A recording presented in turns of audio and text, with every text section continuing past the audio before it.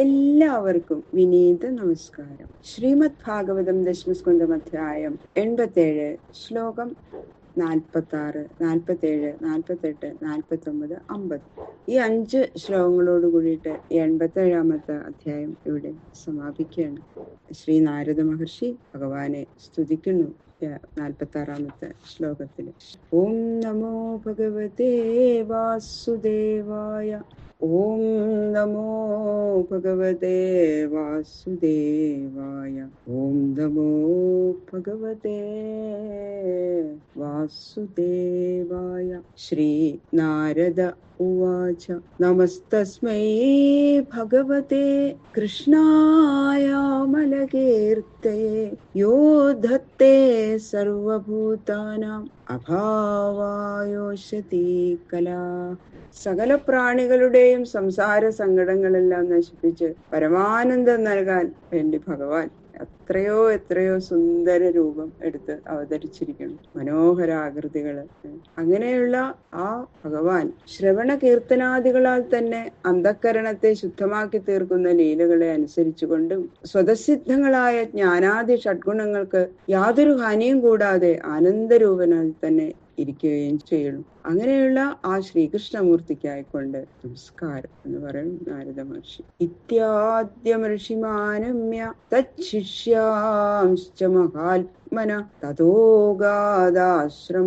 സാക്ഷാൽ വിദുർദ്വൈവായനസ്യ മേ. ശ്രീനാരായണ ഋഷി ശ്രീനാരദ മഹർഷിക്ക് ഇങ്ങനെ ചെയ്ത ഉപദേശം അപ്പൊ ഈ ശ്രീശുക ബ്രഹ്മർഷിക്ക് എങ്ങനെയാ അത് മനസ്സിലാക്കാൻ സാധിച്ചത് എന്നതാ ശ്രീശുക ബ്രഹ്മർഷി പറയണം. ഇപ്രകാരം ആദ്യ ഋഷിയായ ശ്രീനാരായണനെയും മഹാത്മാക്കളായ അദ്ദേഹത്തിന്റെ ശിഷ്യന്മാരെയും നമസ്കരിച്ചിട്ട് അവിടെ നിന്ന് ശ്രീനാരദൻ എന്റെ സാക്ഷാൽ പിതാവായ വ്യാസഭഗവാന്റെ സമീപത്തേക്ക് പോയി. ഈ സാക്ഷാൽ പിതാവ് എന്ന് പറഞ്ഞത് എന്താ കാരണം? വ്യാസൻ അഗ്നി ഉണ്ടാക്കുവാൻ അരണി മഥനം ചെയ്യുമ്പോൾ സംഗതിവശാൽ അതിൽ പതിച്ച രേതസ്സിനെ മഥനം ചെയ്തപ്പോഴാണ് ശ്രീശുകൻ ഉത്ഭവിച്ചത് എന്നാണ് കഥ. അതുകൊണ്ട് ശുഗോൽപത്തിക്ക് വ്യാസൻ മാത്രം കാരണമായിരിക്കുന്നു. മാതൃയോനിയുടെ ആച്ഛാദനം ഉണ്ടായിട്ടില്ല, മാതാവില്ല അവിടെ. അതുകൊണ്ട് സാക്ഷാൽ പിതാവ് എന്ന് ഉപയോഗിച്ചിരിക്കുന്നു.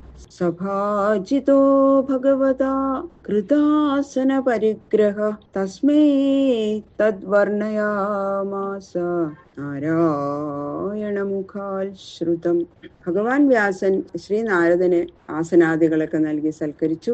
അപ്പോ ശ്രീനാരായണ ഋഷിയുടെ മുഖത്ത് നിന്ന് കേട്ട ആത്മോപദേശ മാഹാത്മ്യം എന്റെ പിതാവിനോട് വർണ്ണിച്ചു കേൾപ്പിച്ചു. അങ്ങനെയാണ് ഞാൻ ഇത് കേൾക്കാൻ ഇടവന്നത് എന്ന് ശ്രീ ശിവബ്രഹ്മർഷി പറയുന്നു. ഇത്യേതൽ വർണ്ണിതം രാജൻ എന്ന പ്രശ്നകൃതസ്ത്വയാ യഥാ ബ്രഹ്മണ്യ നിർദ്ദേശ്യേ നിർഗുണേപി മനശ്ചരേൽ. ഹേ രാജാവേ, നിർദ്ദേശിക്കപ്പെടുവാൻ കഴിയാത്തതും ഗുണാതീതവുമായ ബ്രഹ്മത്തെ ശ്രുതികൾ എങ്ങനെ ബോധിപ്പിക്കുന്നു എന്ന് അങ്ങ് ഞങ്ങളോട് ചെയ്ത ചോദ്യത്തിനുള്ള ഉത്തരം ഞങ്ങൾ അങ്ങയോട് ഇപ്രകാരം വർണ്ണിച്ചു.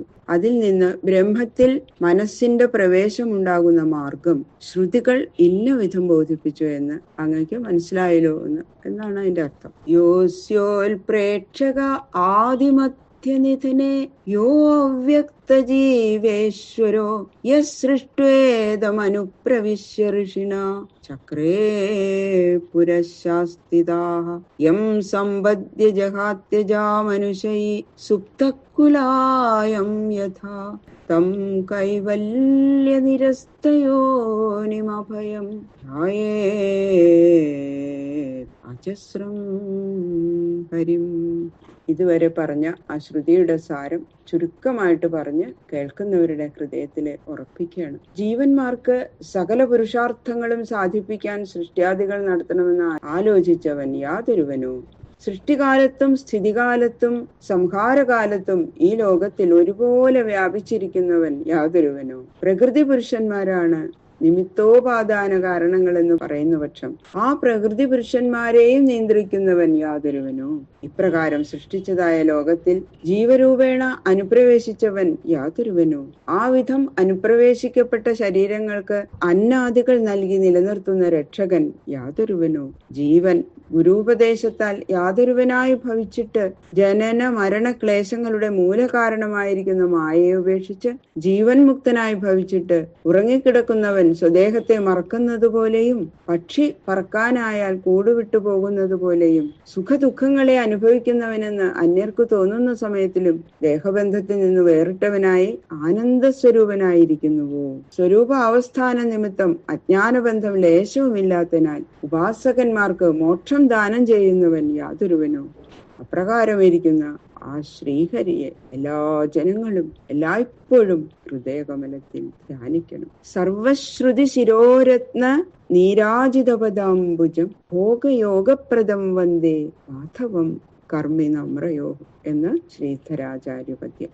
സർവശ്രുതി ദേവതകളുടെയും ശിരോരത്നകാന്തിയാൽ ആരാധിക്കപ്പെട്ട പാതാരവിന്ദത്തോടു കൂടിയവനും കർമ്മികൾക്ക് ഭോഗപദാർത്ഥങ്ങളെയും ഭക്തന്മാർക്ക് സായുജ്യത്തെയും നൽകുന്ന മായാധിനാഥനുമായ ശ്രീഹരിയെ ഞാൻ വന്ദിക്കുന്നു. ഇത് ശ്രീമദ് ഭാഗവതേ മഹാപുരാണേ പാരമഹംസ്യാം സംഹിതായാം ദശമസ്കന്ധേ ഉത്തരാർദ്ധേ നാരായണ സംവാദേ വേദസ്തുതിർനാമ സപ്താശീതിതമോധ്യായ സർവത്ര ഗോവിന്ദനാമ സങ്കീർത്തനം.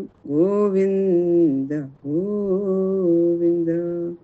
87ാമത്തെ അധ്യായം ശ്രീകൃഷ്ണ ഭഗവാന്റെ ശ്രീചരണങ്ങളിൽ പദാരവിന്ദങ്ങളിൽ സമർപ്പിക്കണം. കായേന വാചാ മനസേന്ദ്രിയേർവാ ബുദ്ധ്യാത്മനാ വാ പ്രകൃതേ സ്വഭാവാൻ കരോമി യദ്യത് സകലം പരസ്മൈ നാരായണായേതി സമർപ്പയാമി.